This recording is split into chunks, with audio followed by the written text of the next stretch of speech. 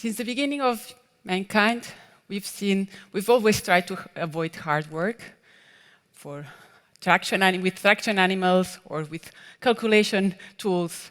We also try to find ways that the hard work is done by someone else.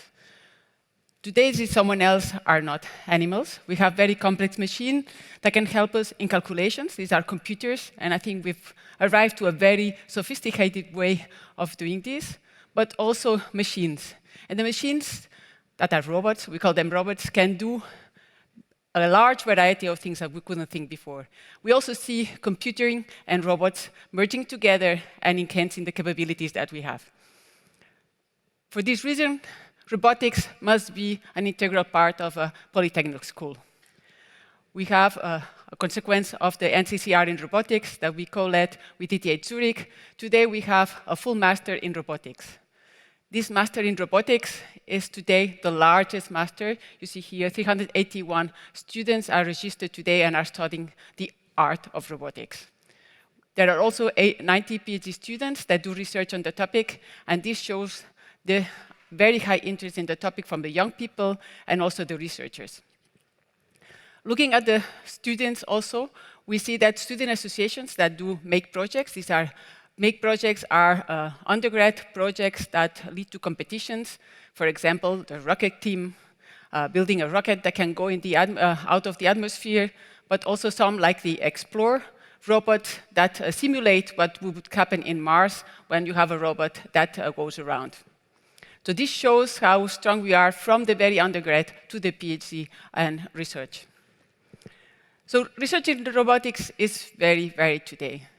I could even say it's inter- and transdisciplinary. Success in robotics requires you to know AI, to program in a very efficient way, to get the robot to learn, but also in many domains, from helping people to work, having exoskeletons that people that are not able to work can work, to having robots that go in dangerous places, under the water, in the air, on the earth. So all this requires a very open mind and a very transdisciplinary research that we have at EPFL and in Switzerland in general. And I think today you will see many of these research and many of the advancements, and I think it's going to be a very exciting day.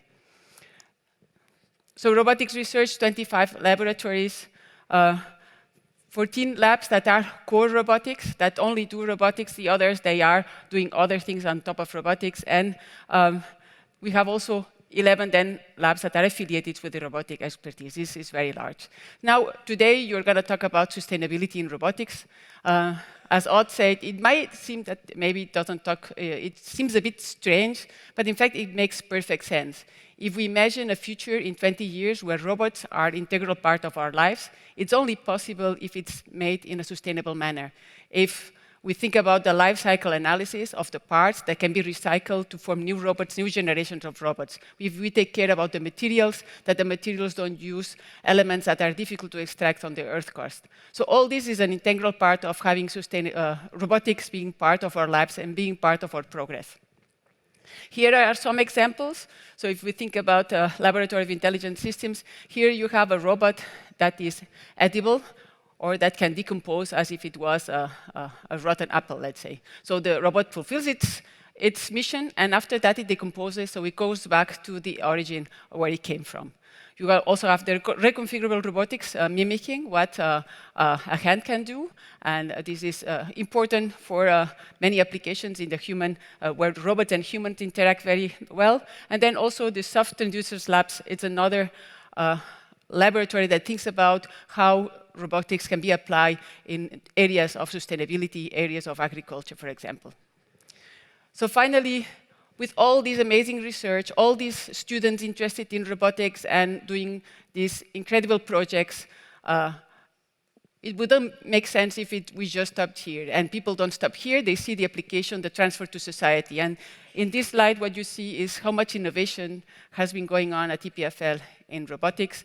And it's a bit like the participation in the robotics days. It goes up with time, and it goes up in time because the expertise is built up and people tend to translate later on in time. So you see how the number of startups in robotics go up in time, and the success also is implemented in society. So with this, I Thank you for your attention, and I wish you a very nice day in the robotics, and I hope you will have a lot of exchanges and new ideas from the day to day. Thank you.